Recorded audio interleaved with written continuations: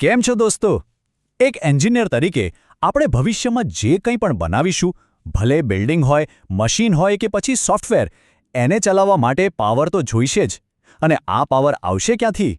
બસ આ જ સવાલના જવાબમાં છુપાયેલો છે રિન્યુએબલ અને નોન રિન્યુએબલ એનર્જી વચ્ચેનો મોટો તફાવત. તો ચાલો આજે એન્જિનિયરિંગના આ સૌથી મોટા પડકારને બરાબર સમજીએ. જુઓ, ભવિષ્યના એન્જિનિયર્સ તરીકે આ તફાવતને સમજવો એ માત્ર એક સિલેબસનો ભાગ નથી, એ આપણી એક મોટી જવાબદારી છે. કેમ કે આવતીકાલનું એનર્જીનું ભવિષ્ય કેવું હશે એનો આધાર આપણા નિર્ણયો પર છે. તો શું છે આ બંને વચ્ચેનો મુખ્ય ભેદ અને એ આપણા ભવિષ્યને કેવી રીતે બદલી શકે છે? ચાલો જાણીએ. આ વિષય પરની આજની ચર્ચા જગદીશ પાટણકર દ્વારા તૈયાર અને પ્રસ્તુત કરવામાં આવી છે. તો આજે આપણે શું શું જોવાના છે? ચાલો ફટાફટ એક નજર નાખી લઈએ. સૌથી પહેલા ઊર્જાનો બેઝિક કોન્સેપ્ટ સમજીશું. પછી રિન્યુએબલ અને નોન રિન્યુએબલ સ્ત્રોતોની ઊંડાણમાં વાત કરીશું. એમની સીધી સરખામણી કરીશું. વાસ્તવિક દુનિયામાં એ ક્યાં વપરાય છે એ જોઈશું. અને છેલ્લે એક એન્જિનિયર તરીકે આપણો રોલ શું છે એના પર ચર્ચા કરીશું. કોઈપણ વસ્તુને સમજવા માટે એના મૂળમાં જવું બહુ જરૂરી છે, બરાબર ને? તો ચાલો આપણે પણ એનર્જીના ભવિષ્યને સમજવા માટે એના એકદમ બેઝિક કોન્સેપ્ટથી શરૂઆત કરીએ. એકદમ સાદી ભાષામાં કહીએ તો ઊર્જા એટલે કામ કરવાની તાકાત. આપણા ઘરમાં લાઇટ જલે, પંખો ફરે, ફેક્ટરીમાં મશીન ચાલે કે રસ્તા પર ગાડી દોડે, આ બધું જ ઊર્જાને કારણે શક્ય બને છે. અને આ ઊર્જા આપણને મુખ્યત્વે બે અલગ અલગ પ્રકારના સ્ત્રોતોમાંથી મળે છે. ચાલો પહેલા પ્રકારની વાત કરીએ, રિન્યુએબલ એનર્જી. એનું નામ જ એની સૌથી મોટી ખાસિયત છે. રિન્યુએબલ એટલે કે નવીનીકરણીય, જે કુદરતી રીતે જ ફરીને બની શકે. એટલે કે આ એવા સ્ત્રોત છે જે ક્યારેય ખાલી નથી થવાના. રિન્યુએબલ એનર્જીના ઘણા સ્વરૂપો છે, જેમ કે સોલર એનર્જી, જેમાં આપણે સૂર્યની ગરમીને સોલર પેનલથી વીજળીમાં ફેરવીએ છીએ. વિન્ડ એનર્જી, જ્યાં મોટી મોટી પવનચક્કીઓ પવનની તાકાતથી વીજળી બનાવે છે. હાઇડ્રોપાવર, જેમાં નદીના વહેતા પાણીને ડેમથી રોકીને ટર્બાઇન ફેરવવામાં આવે છે. આ સિવાય બાયોમાસ અને જીઓથર્મલ જેવા સ્ત્રોતો પણ છે, જે આપણને પૃથ્વીની કુદરતી શક્તિનો ઉપયોગ કરતા શીખવે છે. આના ફાયદા તો સ્પષ્ટ જ છે. આ સ્ત્રોત અખૂટ છે અને પર્યાવરણને નુકસાન નથી કરતો. પણ અહીં જ તો એક એન્જિનિયર માટે અસલી ચેલેન્જ શરૂ થાય છે. એક તો એનો શરૂઆતનો ખર્ચ ખૂબ વધારે છે, અને બીજો મોટો પડકાર છે એની અનિશ્ચિતતા. સૂરજ કાયમ નથી તપતો અને પવન પણ કાયમ નથી ફૂંકાતો. આ સમસ્યાનો ઉકેલ લાવવો એ જ તો ભવિષ્યનું એન્જિનિયરિંગ છે. હવે વાત કરીએ સિક્કાની બીજી બાજુની, નોન રિન્યુએબલ એનર્જી.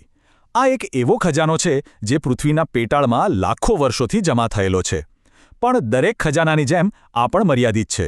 એકવાર આપણે એને વાપરી લીધો એટલે પૂરો. ફરી બનતા લાખો વર્ષો લાગશે. એના મુખ્ય પ્રકારોમાં આવે છે કોલસો, જેનાથી આપણા મોટાભાગના પાવર પ્લાન્ટ ચાલે છે. પછી આવે છે પેટ્રોલિયમ, જેમાંથી આપણને પેટ્રોલ અને ડીઝલ મળે છે. નેચરલ ગેસ એટલે કે સીએનજી અને એલપીજી, જે આપણે ગાડીઓ અને રસોડામાં વાપરીએ છીએ. અને હા, ન્યુક્લિયર એનર્જી, જે યુરેનિયમ જેવા તત્વોમાંથી પેદા થાય છે.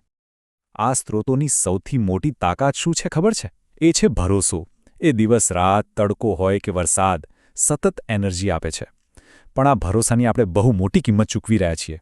આ સ્ત્રોતો માત્ર ખતમ જ નથી થઈ રહ્યા, પણ એમનાથી થતું પ્રદૂષણ અને ગ્લોબલ વોર્મિંગ આપણા આખા ગ્રહ માટે એક મોટો ખતરો બની ગયા છે.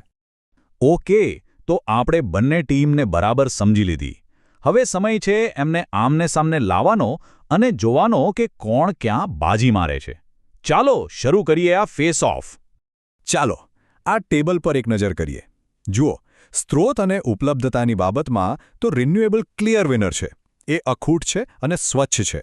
પણ જેવી વાત ભરોસા પર આવે છે, નોન રિન્યુએબલ આગળ નીકળી જાય છે. અને ખર્ચની વાત તો એથી એ રસપ્રદ છે. રિન્યુએબલ શરૂઆતમાં બહુ મોંઘું પડે, પણ લાંબા ગાળે એ જ સસ્તું છે. બસ આ જ તો છે એન્જિનિયરિંગનો ખરો ટ્રેડ ઓફ. પર્યાવરણ અને ભવિષ્યની ચિંતા કરવી કે પછી વર્તમાનની સ્થિરતા અને ખર્ચને પ્રાથમિકતા આપવી. આ આંકડો જરા ધ્યાનથી જુઓ. લગભગ 70%. આજે પણ ભારતમાં પેદા થતી 70% વીજળી કોલસા જેવા નોન રિન્યુએબલ સ્ત્રોતમાંથી આવે છે. પણ આખી કહાણી હવે બદલાઈ રહી છે. સામે આ ટાર્ગેટ જુઓ. ભારત સરકારે 2030 સુધીમાં 500 ગીગાવોટ રિન્યુએબલ એનર્જી પેદા કરવાનો એક બહુ મોટો લક્ષ્યાંક રાખ્યો છે.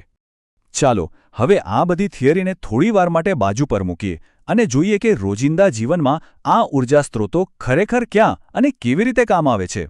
રિન્યુએબલ એનર્જી હવે આપણી આસપાસ છે, જેમ કે ઘરોની છત પર લાગેલી સોલાર પેનલ્સ, રસ્તા પર દેખાતા ઇલેક્ટ્રિક વાહનોના ચાર્જિંગ સ્ટેશન્સ અને ખેતરોમાં પાણી માટે વપરાતા સોલાર પંપ. બીજી બાજુ, જ્યાં 24 કલાક ભરોસાપાત્ર પાવર જોઈએ, જેમ કે કોઈ મોટી ફેક્ટરી, એરપોર્ટ કે પછી હોસ્પિટલ, ત્યાં હજુ પણ નોન રિન્યુએબલ એનર્જી પર જ મુખ્ય આધાર રાખવો પડે છે. તો ભવિષ્ય કોનું છે? કોઈ એકનું નહીં, પણ બંનેનું. સાચો જવાબ છે હાઇબ્રિડ સિસ્ટમ.